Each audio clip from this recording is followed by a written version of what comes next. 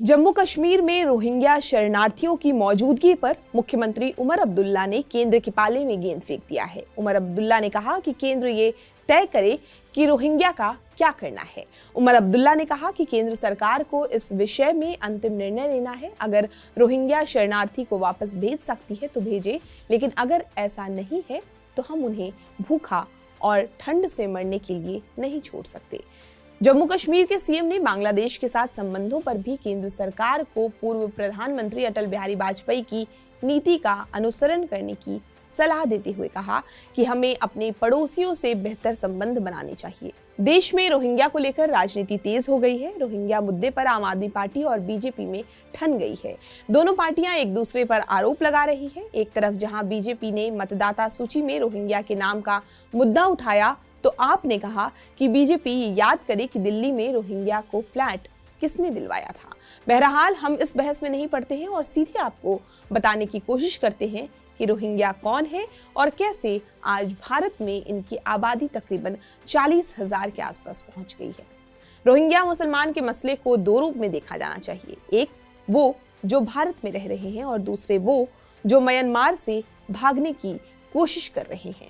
भारत में रहने वाले रोहिंग्या मुसलमान 1980 और 1990 से रह रहे हैं, जिन्हें यहाँ रहते हुए करीब 20 साल से ज्यादा समय हो चुका है। अब सवाल ये है कि आखिर ये भारत कैसे पहुंचे और क्या स्थिति बनी कि इन्हें भारत आना पड़ा।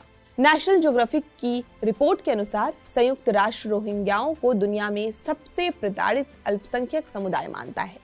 ब्रिटानिका इंसाइक्लोपीडिया के अनुसार रोहिंग्या म्यांमार के राखिन में रहने वाले मुस्लिम समुदाय को कहा गया। अल जजीरा के अनुसार कई इतिहासकार और रोहिंग्या समूह ये मानते हैं कि आज के म्यांमार में 12वीं शताब्दी से मुस्लिम समुदाय रहता आया है। काउंसिल ऑन फॉरेन रिलेशन के अनुसार रोहिंग्या सूफी प्रभाव वाले सुन्नी इस्लाम को मानते हैं।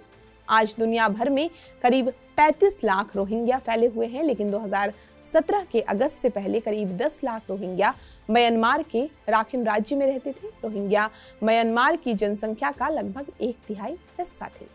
म्यांमार में 1962 में सैन्य तख्तापलट हुआ और रोहिंग्याओं के लिए हालात बिगड़ते चले गए। म्यांमार के सैन्य शासन में सभी नागरिकों को नेशनल रजिस्ट्रेशन कार्ड लेना आवश्यक था, लेकिन केवल रोहिंग्याओं को विदेशी पहचान पत्र दिए गए। इससे नौकरी और शिक्षा में उनके अवसर सीमित हो गए। इसके बाद म्यांमार में 1982 में एक नागरिकता कानून लागू किया गया, जिसके अनुसार 135 राष्ट्रीय जातीय समूह को मान्यता दी गई, लेकिन रोहिंग्याओं को नहीं। इसके कारण म्यांमार में लगभग सभी रोहिंग्या देश विहीन हो गए और उन्हें जन्म के आधार पर नागरिकता नहीं मिली।